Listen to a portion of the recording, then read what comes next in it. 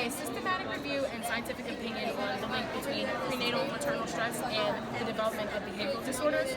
I specifically wanted to look at attention deficit hyperactivity disorder, or ADHD, and autism spectrum disorder, or ASD. So prenatal maternal stress is the cultural, psychosocial, environmental stressors encountered during gestation or pregnancy, and can be quantified as mild, moderate, or severe stress.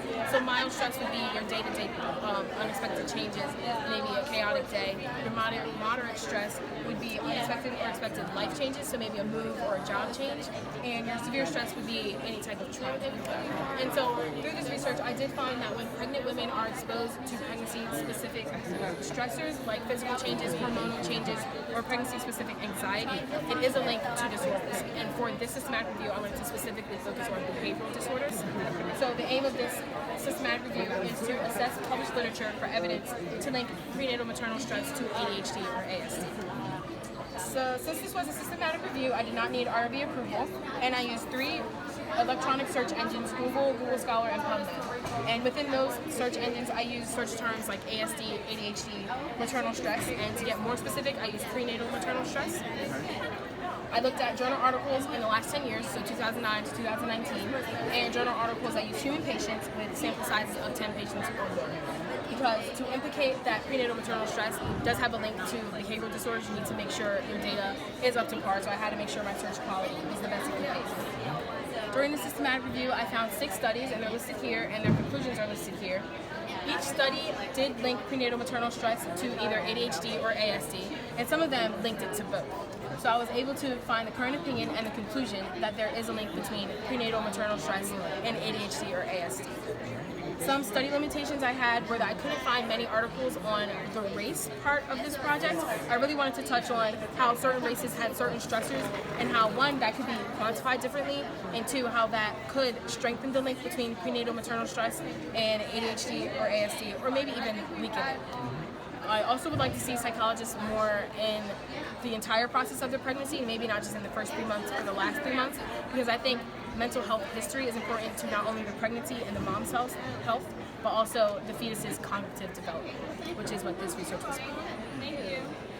So is there an intermediary? Is there one or a few more prenatal stressors that are associated with it? So, for example, things like preeclampsia, which is hypertension with pregnancy.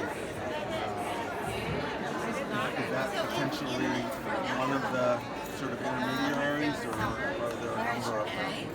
Or did the studies not really show? For my studies, they didn't specifically show things like preeclampsia. They showed more like the mild, moderate, and severe stress. If they had severe stress, they had already had that, and so they were studying how that affected their child. Or they introduced the mild and the moderate stress, and then that's how they quantified that, and that's how they studied it. Okay. So I guess some of the, of course, things like, women who have depression during pregnancy, things like that. Right.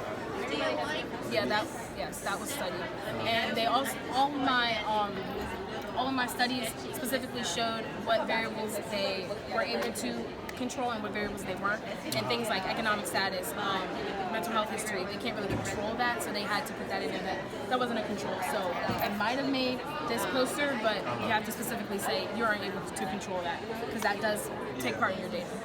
Yeah, it's very interesting because, probably within the last couple of years, the news really, the media really sort of had a period of time when they were talking about maternal risk.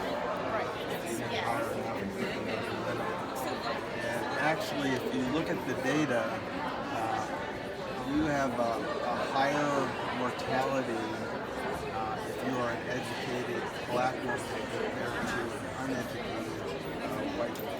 Right. And I really would love to touch on the race and how that specific stress of being black in America could potentially disturb your child's cognitive development. That's great. Well, excellent job. All you guys are amazing.